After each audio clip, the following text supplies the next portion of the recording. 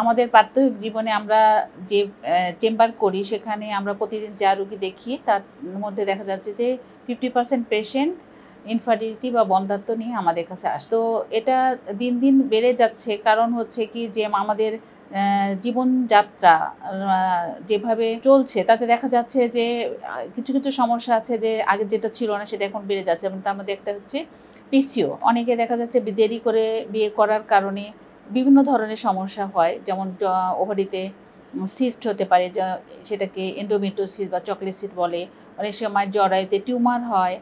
তো এটা তো একটা ব্যাপার আছে। আরও অনেক কিছু এনভায়রনমেন্টাল ফ্যাক্টর আছে যেটাতে ফার্টিলিটিটা কমে যাচ্ছে, কারণ আমরা এখন যেটা খাই সেটা তো অনেক সময় আমরা যে কী খাচ্ছি আমরা নিজেও জানি না।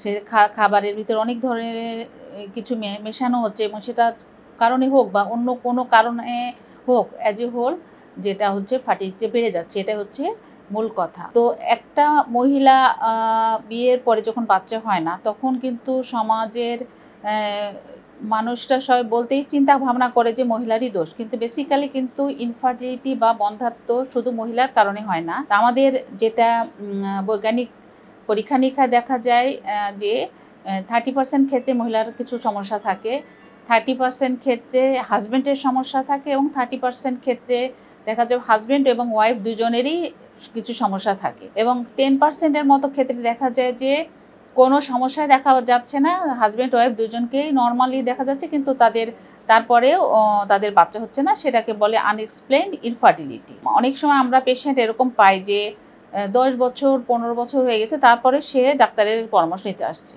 তবে এটা সাধারণত বলা হয় কেউ যদি 1 বছরের চেষ্টা করে, 1 বছর চেষ্টা করার পরে যদি তার কনসিভ না হয়, তাহলে তার পরবর্তীতে সেই সময় নষ্ট না করে ডাক্তারের পরামর্শ নেওয়া উচিত।